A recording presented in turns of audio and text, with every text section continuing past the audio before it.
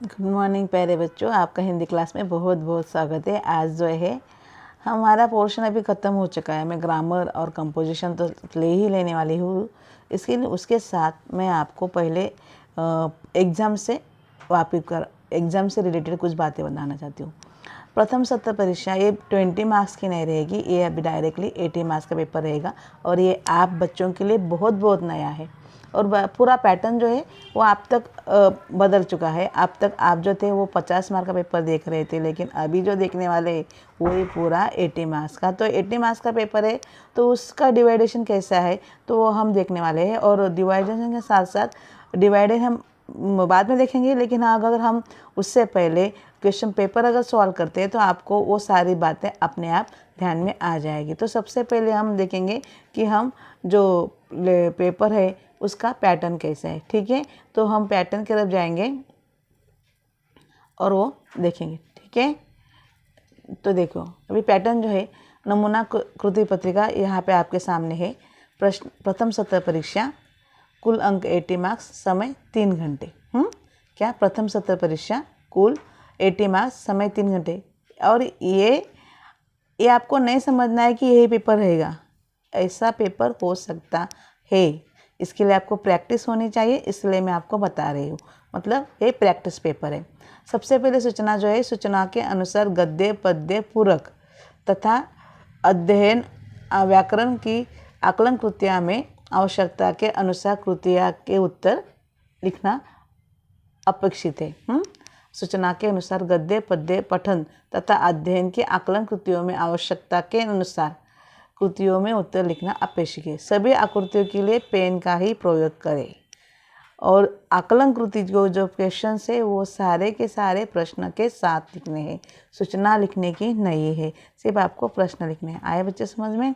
ठीक है, तो रचना विभाग में पूछे गए प्रश्नों के उत्तर के लिए आकृति की आवश्यकता नहीं है। रचना लेखन में जो है जो क्वेश्चन है, मतलब पैसेज लिखने की आपको कहीं भी ज़रूरत नहीं है। लेकिन आपको अभी ये सॉल्व कर रहे हैं ना पेपर, तो ये पेपर जो है आपको पैसेज लिख सकते हो। अगर आपको उतना भी नहीं लिखना है तो कम से कम एक बॉक्स बनाइए, उसमें पेज नंबर लिखो, लेसन का नाम लिखो और कहाँ से चालू होता है पहली लाइन, बाद में लास्ट लाइन। समझ में आए?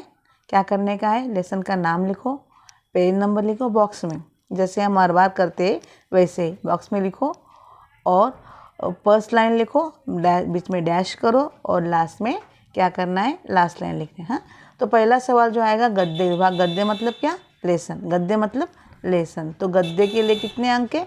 20 अंक हैं। ओके, तो पहले हम गद्य लेखन जो है उसके जो गद्य लेखन हम लिख लेने वाले हैं। क्यों? क्योंकि गद्य से शुरुआत हो रही है ना, तो इसके लिए हम गद्य लेखन शुरुआत करते हैं। ठीक है, अभी देखो गद्य विभाग 20 अंक है। निम्नलिखित पठित गद्यांश पढ़कर सूचनाओं के अनुसार कृतियाँ कीजिए। क्या करना है? निम्नलिखित पद्यांश पढ़कर आपको सूचना के अनुसार कृतियाँ करनी है। देखो ये जो पाठ है वो जो है बिल्ली का बिलगुंडा, यहाँ से हमने लिया हुआ है, तो वहाँ से हम पढ़ें। देखो, उन दिनों दिल्ली में बड़ी सनसनी फैल रही थी। नगर में सभी भागों में बच्चों के उठाए जाने की खबरें आ रही थी। एक दो बार पत्रों में ये छपा कि जमुना के पुल पर कुछ आदमी पकड़े जिन्होंने बोरिए में बच्चे में बंद किए हुए थे। स्कूलों में बच्चे बहुत सावधानी से लाए जाते थे। पार्कों में, बाहर गलियों में बच्चों का खेलना कूदना बंद हो गया था। दिल्ली नगरपालिका संसद में इस विषय पर अनेक सवाल जवाब हो चुके थे, इसलिए इस मामले की राजधानी के सभी नागरिकों की दिलचस्पी थी। आश्चर्य इस बात का था कि लोगों ने अमरू पर संदेह क्यों किया, बल्कि इस बात का था कि उन्होंने अभी तक उसको मारना पीटना शुरू क्यों नहीं कर दिया। वातावरण में सनसनी और तनाव की कमी न थी। मतलब सबसे पहले जब भी आपके सामने पैसेज आएगा तो आपको क्या करना है, पैसेज ध्यान से पढ़ना है। क्या करना है? पैसेज ध्यान से पढ़ना है। तो इसके लिए पहले अगर थानेदार और पुलिस का सिपाही न होता तो अब तक अमरू भीड़ पर टूट पड़ी होती। थानेदार ने आते ही अमरू की कलाई पकड़ ली और पूछा, ये बच्चा तूने कहाँ से उठाया है और इसे तू कहाँ ले जा रहा है? बता, कहाँ तेरी साथी है और सहती है? आज सबका सुराग लगा कर ही हटूंगा। अमरू अमरू अब तक दो दिल में हंस रहा था, मगर थानेदार के धमकियों से कुछ घबरा गया। दबी आवाज़ में वो थानेदार से बोला, सरकार, मैंने तो किसी का बच्चा नहीं उठाया है, ना मैं बदमाश हूँ, मैं तो एक भले घर का नौकर हूँ, रोटी चक्का करता हूँ और अपना पेट बांधता हूँ। जो आदमी थानेदार को बुलाया लाया क्रोध में आकर बोला, क्यों बकता है बे? दरोगा जी, ऐसा नहीं ये मानेगा, 2-4 बेत रसीद कीजिए। दरोगा जी ने बगल में निकाल कर बेत अपने हाथ में ले ली और अमरू नम्रतापूर्वक झुका और बोला, मतलब उसको मारने को एक्शन की। तभी सरकार, आप जितना चाहे मुझे पीट लो, पहले ये बात तो देख लो कि इस बोरी में है क्या। हुक्म हो तो चलिए थाने। यद्यपि थानेदार इस बात पर राजी हो गए थे, भीड़ कब मारने वाली थी। लोग चिल्ला उठे, हरगिज नहीं, ऐसा नहीं होगा।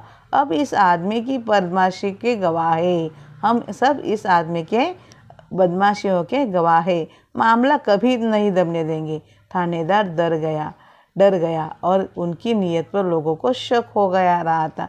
उन्होंने अमरू से कहा, अच्छा बोरी नीचे रखो, इसका मुंह खोलो। अमरू शांतिपूर्वक नीचे बैठा और धीरे से उसने बोरी का मुंह खोला। जैसे ही बोरी का मुंह खुला, बिल्ली का बिलगुंडा छलांग मारते हुए एक तरफ भागा और लोग देखते ही रह गए। ये जो है हमारा हो चुका है। तो आप ये पहले क्या करना है, पैसेज आपको 1-2 बार पढ़ना है। मैंने हाईलाइट भी किया। क्या हाईलाइट किया है? उसके जो क्वेश्चन आंसर ढूंढने थे ना, तो मैंने हाईलाइट किए। तो आपको भी इसी तरह से सॉल्व करना है। समझ में आता है ना? तो ठीक है, हम आगे जाते हैं। आगे जो क्वेश्चन है वो हम देखते हैं। वो क्वेश्चन है, ओके, हाँ देखो, आकृति पूर्ण कीजिए, सनसनी खबरों का परिणाम। अभी आकृति पूर्ण कीजिए, ये आपको लिखना है, लेकिन नंबर 1 लिखना है। क्वेश्चन नंबर 1 का अ का 1, फिर उसका और एक रोमन में 1 है। सनसनी खबरों का परिणाम ये लिखना है। आकृति जैसी ही वैसे लिखना है। मैंने अभी यहाँ छोटा बॉक्स था, इसके लिए मैंने बाहर लिखा है, लेकिन आपको बॉक्स में लिखना है। क्या है? बच्चों को खेलना कूदना बंद हो गया था और स्कूलों से बच्चे बहुत सावधानी से लाए जा रहे थे। उसके अगर बाकी का क्वेश्चन था, आगे नेक्स्ट पेज पे जो है वो है, घटनास्थल पर मौजूद सरकारी कर्मचारी कौन थे? थानेदार और पुलिस का सिपाही। सत्य असत्य लिखिए। देखो, सत्य असत्य जो है क्वेश्चन नंबर 2, हाँ, 1 नंबर डालने का है और वहाँ पे सत्य लिखो, या फिर आपका जो भी आंसर होगा आप लिख सकते हैं, लेकिन नंबर यहाँ पे आपको अच्छे से डालने हैं। अमरू ने थानेदार, लेकिन आप अभी जो क्वेश्चन पेपर सॉल्व कर रहे हैं वहाँ पे क्वेश्चन के साथ आंसर लिखना है। मतलब आपको सब कुछ लिखना है, सिर्फ पैसेज आपको शॉर्ट करके लिखना है। फिर से मैं कर रही हूँ, ये आपका क्वेश्चन पेपर है, आपको समझना है। इसके लिए उसको पूरा का पूरा लिखना है, या इसको कहीं पे भी स्किप नहीं करना है। और आपको सिर्फ जो पैसेज है वो सिर्फ शॉर्ट में लिखने हैं, मतलब बॉक्स बनाकर, जैसे हम हमेशा लिखते हैं वैसे। देखो, अमरू ने थानेदार को कहा कि हुक्म हो तो चलिए थाने। सत्य था। थानेदार पहुँचने अमरू को 2 बेत रसीद कर दी। नहीं, उसको मारा नहीं था, लेकिन वो बेत निकाल के रखा था। थानेदार को लगा कि लोगों ने उनकी नीयत पर शक हो गया। सत्य है, थानेदार ने कहने पर भी अमरू ने बोरी का मुंह नहीं खोला।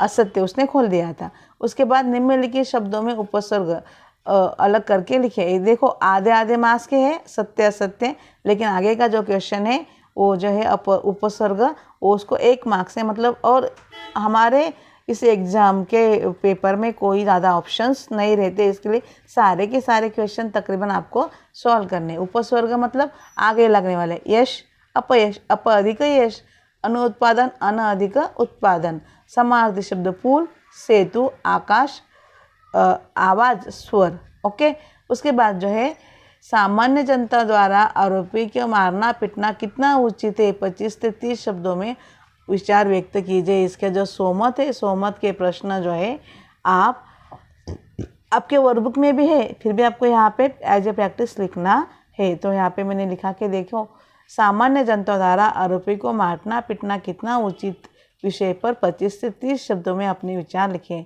कभी बहुत सारी गलत फहमी हो जाती है और अक्सर बेकसूर उसका शिकार हो जाता है। अगर भीड़ भाड़ जम जाती है तो वहाँ भीड़ सही गलत के बारे में नहीं सोचती, सीधा हाथ साफ कर लेती है। लोग आरोपी को बेरहमी से मार मार बेदम कर देते हैं। नियम के अनुसार आरोपी को पकड़कर पुलिस के हवाले कर देना चाहिए। आरोपी को मारना पीटना जनता का अधिकार नहीं है। हम यह बातें लोगों को पता होनी चाहिए। भावना में बहकर कोई काम नहीं करना चाहिए। सारे ऐसे विचार आपको लिखने हैं। ये तो यहाँ पे हमारा पहला क्वेश्चन समाप्त हुआ जो 8 अंक का था। ठीक है, अब ये दूसरा क्वेश्चन है निम्नलिखित अपठित। मैंने अपठित लिखा है क्योंकि ये जो लेसन है ये हमारा स्किप हो चुका है, इसके लिए मैंने इसको अपठित किया है, लेकिन एग्जाम में पठित गद्यांश ही आएगा। अपठित गद्यांश पढ़कर दी गई सूचना के अनुसार कृतियाँ कीजिए। यहाँ पे देखिए मैं पढ़ती हूँ। मंदोर गार्डन के वीरभूमि पे कुछ दिन, इस लेसन का पाठ है। मंदोर गार्डन दृश्यों पे अभिभूत हम मेहरानगढ़ किले की ओर बढ़ने लगे, जो शहर के मध्य में 400 फुट ऊंची पहाड़ी पर 20 से 120 ऊंची दीवार पे परकाटों पे घिरा है। इसका निर्माण गांव 1459 में जोधाजी राव द्वारा कराया गया था। उसके परकाटों में जगह जगह बुर्जियाँ बनाई गई थी, इसलिए किले के मध्य प्रवेश द्वार जयपोल, लोहपोल और फतेहपुर बने थे। जयपोल तक आते आते शहर नीचे रह जाता है, हम काफ़ी ऊपर आ जाते हैं। दोपहर की रेगिस्तानी धूप और शाम की चमकती चांदनी में शहर का भव्य मनोरम दृश्य यहाँ से बड़ा मनभावन दिखाई देता है। प्रवेश द्वारा जोधाजी राव के विभिन्न वंशों द्वारा विजय के प्रतीक रूप में मनवाए गए हैं। द्वारों की दीवारों पर जौहर करने वाले वीरांगनाओं के हस्त चिन्ह भी बनाए गए। जौहर मतलब क्या, जो पति के साथ उसके अंत संस्कार होते हुए खुद उस अग्नि में कूद पड़ती है तो उसको जौहर कहते हैं। दुर्गा के अंदर कई भव्य और विशाल भवन है, जैसे मोती महल, फूल महल, शीश महल, दौलत खाना, फतेह महल और रानी सागर आदि। कई बैठक खाना तो कई दीवाने खास, दीवाने आम है तो कई कला की प्रदर्शनी के हेतु पेंटिंग्स एवं दरिया भी प्रदर्शित कर गई है। इसके बाद हम पहाड़ी पर स्थित जसवंत थंडा नाम विख्यात स्मारक को देखने चले और प्रवेश के द्वार एक और महादेव का मंदिर है तो दूसरी ओर देव सरोवर। यहाँ अनेक पक्षी भांति भांति चिड़िया चहककर अपनी प्रसन्नता सकारात्मक ऊर्जा प्रकटों को प्रदान कर रही थी। यह स्मारक 1903 में राजा जसवंत सिंह स्मृति में बनाया गया था। जोधपुर के इन सभी स्थानों की चित्रकला, स्थापत्य और मूर्तिकला को देखकर भारतीय कलाकारों का सम्मान तथा उन्हें नमन करने का मन करता है। चित्रकला और ड्राइंग, स्थापत्य मतलब का इंजीनियरिंग मतलब आर्किटेक्चर और मूर्तिकला मतलब स्कल्पचर। तो ये सारे हमने लेसन नहीं है, इसके लिए जो है ये हमने अपठित पढ़ के दिया है। तो यहाँ पे देखिए अब पहला क्वेश्चन जो होता है आकृति पूर्ण कीजिए। आकृति पूर्ण कीजिए जो है, देखो यहाँ पे मेहरानगढ़ की 2 विशेषताएं आकलन कृति है, 2 मार्क्स के लिए। हाँ, तो उसको एक एक बॉक्स में आपको लिखना है। देखो पहले मैंने अंडरलाइन किया था ना, वहीं पे शहर के मध्य में फीट ऊंची पहाड़ी पर है और 20 फीट से 120 फीट ऊंची दीवारें परकाटों से घिरी हुई। परकाटे मतलब क्या, जो कंपाउंड होता है ना हमारा, उस तरह से परकाटे रहता है। उसके बाद जो है किले से इस वक्त मन भावन दिखाई देता है शहर, रेगिस्तानी धूप और शाम की चमकती चांदनी। तो इसी की तरह अब आगे जो क्वेश्चन है वो है आकृति पूर्ण कीजिए। आकृति आपको हर हालत में निकालना है क्वेश्चन के साथ। अगर आप आकृति नहीं निकालेंगे और सिर्फ आंसर लिखेंगे तो वहाँ पे आधा मार्क्स कट सकता है, मतलब 2 मार्क्स को है तो 1 ही मार्क्स मिलेगा। और मैंने पहले भी ऐसा किया है, आपने पेपर देखे होंगे तो आपको पता चल जाएगा। महाराजा की याद में बना स्मारक महाराजा जसवंत सिंह का सारथा और स्थापक स्मारक जसवंत थंडा। जोधपुर के स्थलों में दिखाई वाली कलाएं, स्थापत्य, मूर्तिकला और चित्रकला। उसके बाद क्वेश्चन आता है व्याकरण कृति। व्याकरण कृति को भी 2 अंक है क्योंकि 8-8 अंक के क्वेश्चन होते हैं। इसके लिए निम्नलिखित शब्दों में वचन बदल कर लिखे। किला, किला, किले, किला, दरिया, दरी। परिच्छेद में आए जो शब्द युग्म मतलब छोटे डैश वाले शब्द, जगह जगह भांति भांति। अंडरस्टैंड। उसके बाद जो है पहाड़ी पर बने किले के बारे में अपने विचार लिखिए। आप अपने इसका आंसर आपके इससे भी लिख सकते हैं। मैंने यहाँ पे देखो लिख के दिया है। देखो पहाड़ी पर बने किले के बारे में अपने विचार 25 से 30 शब्दों में लिखें। किले कई प्रकार के होते हैं। समतल जमीन पर बने भूनी कोट, समुद्र तट अथवा जल में बने जलदुर्ग। मतलब जमीन पर भी किले होते हैं, भूमि पे होते हैं, हमारे जैसे हम जिस गांव में रहते हैं उस तरह से भी किले होते हैं, या फिर वो पहाड़ी पे रहते हैं।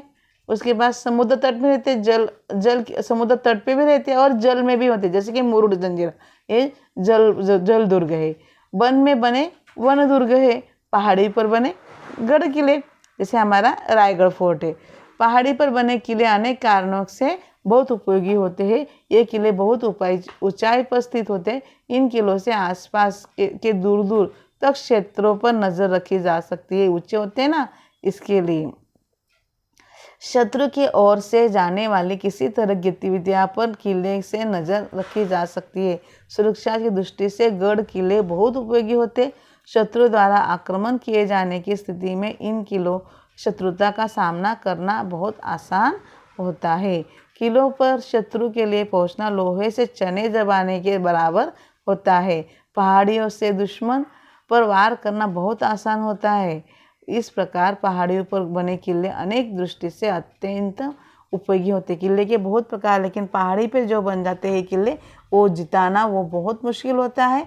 इसके लिए यहाँ पे ये बात। अभी आगे का क्वेश्चन जो है ये अपठित। अपठित अंक सिर्फ 4 अंक के आएगा। 2 अंक के लिए आपको आकलन कृति आएगी और 2 अंक के लिए सोमत क्रिया। अभी पहले सबसे पहले हम नारी के बारे में जो यही हम देख लेते हैं। नारी ईश्वर की देन है और ईश्वर की बेटी है। अब देखो, भगवान के बाद हम नारी स्त्री के देनदार है, मतलब उसके ही देनदार है। जिंदगी देने के लिए और जिंदगी योग्य बनाने के लिए वह माता के समान हमारी रक्षा करती है तथा मित्र गुरु के समान हमें शुभ कार्यों में लिए प्रेरित करती है। नारी का त्याग बलिदान भारतीय संस्कृति की अमूल्य विधि है, परंतु ईश्वरीय प्रकृति एवं ईश्वर द्वारा किसी नारी की किया गया असामायिक क्रूर मजाक वो होता है। देखो, नारी बहुत इम्पोर्टेंट चीज़ है, क्योंकि नारी है तो ये दुनिया भी है। तो इसके लिए जिंदगी देने वाली है और जिंदगी योग्य बनाने वाली भी वही है। नारी का त्याग और बलिदान हमारे संस्कृति में उनके हमने बहुत एग्जाम्पल देखे हुए हैं अभी। लेकिन नारी की स्थिति कब खराब होती है? जब उसका पति असमय, मतलब बहुत जल्दी मर जाता है, तब वो क्रूर मजाक उसके साथ हो जाता है। जब नारी सर्वा मार्गदर्शक, उसका भविष्य निर्माता, उसे इस आसिम दुनिया से नितांत अकेला छोड़कर अनासाय काल कवलीय हो जाता है। मतलब कभी कभी ऐसा होता है कि कोई आदमी एकदम युवक अवस्था में शादीशुदा होने के बावजूद किसी अड़चन से उसकी मौत हो जाती है, तो बेचारी जो उसकी बीवी होती है वो विधवा हो जाती है और तब उसको दुखों का पहाड़ उस पर टूट पड़ता है।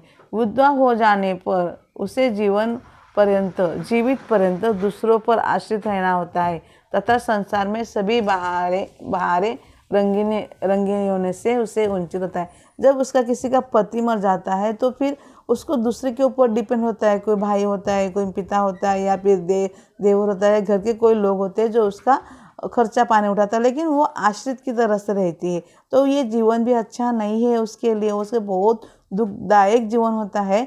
तो ये आश्रित रहना भी कोई अच्छी बात नहीं होती। लेकिन अभी क्या होता है कि संतोष की बात है कि हमारे भारत में कुछ विधवा विवाह होने लगे हैं। जो विधवा होते हैं उनके विवाह होने लगे हैं, परंतु समाज ने इस पद्धति को पूर्ण रूप से स्वीकार नहीं किया है। लोग विधवा को देने और देने में हिचकिचाते हैं। मतलब अभी भी लोग विधवा को अपनाने में बहुत हिचकिचाते हैं। विधवा विवाह एक गौरव की बात है जो समाज में शुद्धता और देशोन्नति के लिए आवश्यक है। तो इस तरह से जो है विधवा विवाह के बारे में इस पैसेज में बताया गया है।